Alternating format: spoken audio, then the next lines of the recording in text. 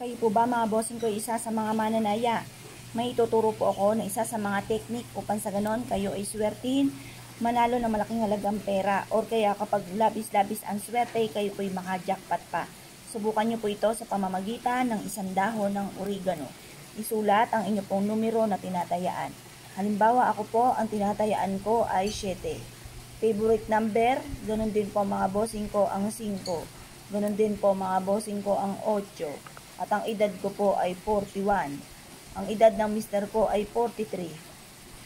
Ang edad ng anak kong panganay na lamang ay 18. Yan. Ngayon pa mga bossing, 1, 2, 3, 4, 5, 6. 6 na numero.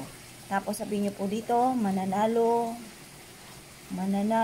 ako ng jackpot.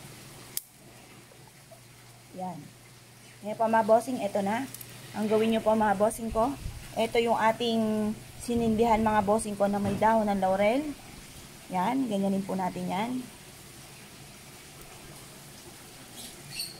Nanalo ko ng jackpot, painitan po muna natin.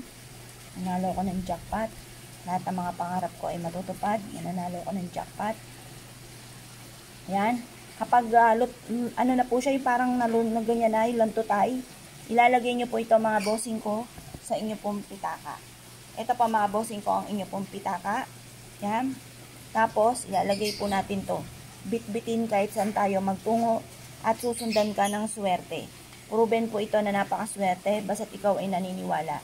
Ngayon pa mga bossing, pagtapos nyo po siyang gantunin, tapos siya ilagay sa inyo pong pitaka. Bago nyo siya ilagay sa inyong pitaka, ibilad nyo muna ito hanggang alas 8 ng umaga sa may silangan.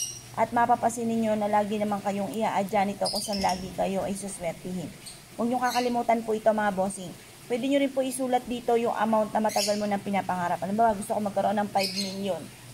Yan, walang imposible. Makakamtan nyo po yan lalo na kung kayo masipag, matyaga, at hindi nakakalimot magdasal. Proven po ito mga bossing ko na napakaswerte. Ayan, siksik-liglig at umaapaw at maraming blessing ang darating mga bossing. Yan lang po natin ganyan. At pagkatapos, kumuha kayo ng tweezer or chane para hindi kayo mapasok mga bossing. Mas mainam na lahat po ito ay mapapalutay-tay mo natin. Yung ganyan po magiging itsura. Tapos saka nyo siya ilalagay sa wallet. Tapos positive lamang makakamtan ang mga pinapangarap mga bossing. Siksik-liglig at napakaraming pera, napakaraming blessing ang darating. Yan po mga bossing. Ito po sa mga sikreto na pwede natin gawin upang sa ganon magtuloy-tuloy ang pasok ng swerte at makamit lahat ang mga pinapangarap. Yan po mga bossing. Pagtapos lagay na natin sa ating pitaka. Ang ating pong pitaka ay bawal po na ilagay mga bossing ko sa sahig. Bawal din po ito sa ilalim ng inyo pong higaan. Bawal po ito mga bossing ko sa mga mabababa. Dapat ito ay sa matataas nyo nilalagay para masilip kayo na maka-attract ng swerte lalo na sa pera. Kaya kung kayo pinaniwala mga bossing, asya. Good luck po. Sige po lahat.